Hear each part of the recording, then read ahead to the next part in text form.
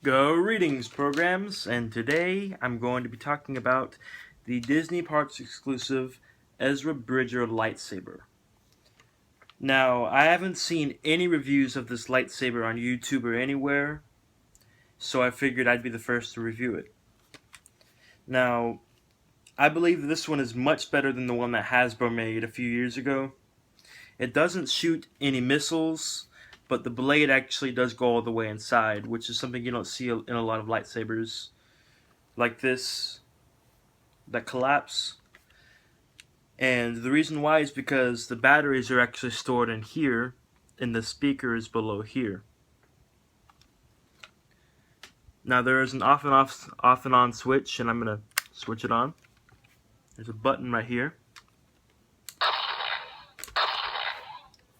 and back here is a switch. And so when you flick the switch, the blade comes out, and it ignites, and there's sounds. And there was a little bit of a motion sensor. It's not as powerful as a Force FX or any of the blade builders, but it gets the job done. Now,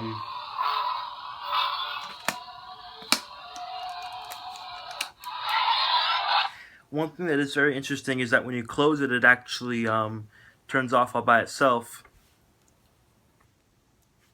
And there is also a belt clip right here, which I think is just great. I really think Hasbro needs to take some notes from the people over at Disney at the parks, because this is a really great toy. This is awesome. It's pretty accurate to the CGI model on the show, but there is no ring here because of the belt clip here. And it's been a while since I've seen a lightsaber that you actually have to pull something back to release the blade, because all the new blade builders that go all the way inside but don't light up, you just flick them and they come out. So this is just a nice return to that older style of lightsabers.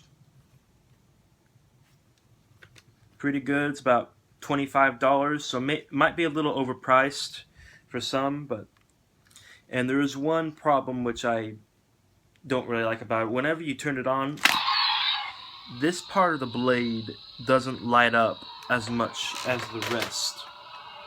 And the blade itself is actually quite short compared to most lightsabers because it has to be able to go all the way inside. But even though this part doesn't light up very much, and even though the blade is really short, this is still a really great lightsaber. I've never seen one that's able to do all this.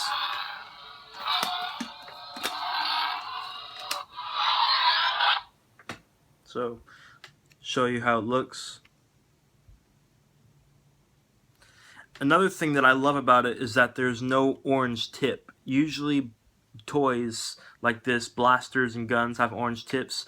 This makes it more of a collector's item than just an ordinary toy, which is ironic because of how Disney is banning toy guns, that they make this and don't give it an orange tip.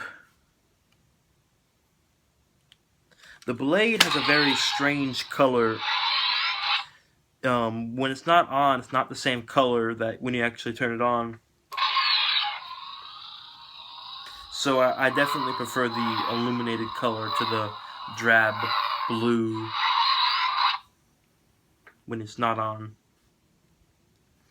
When you turn it off with this, this switch here turns it on and off, and also releases the blade. So sometimes when you close it up with it off like this,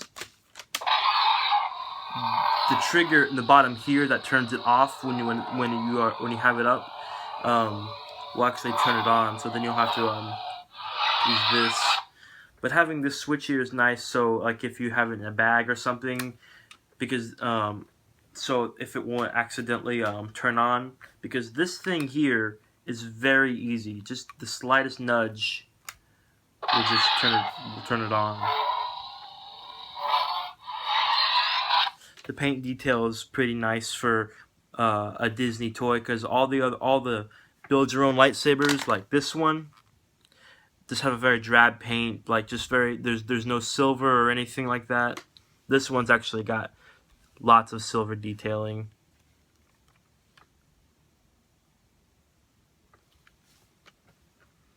So anyway, that's it.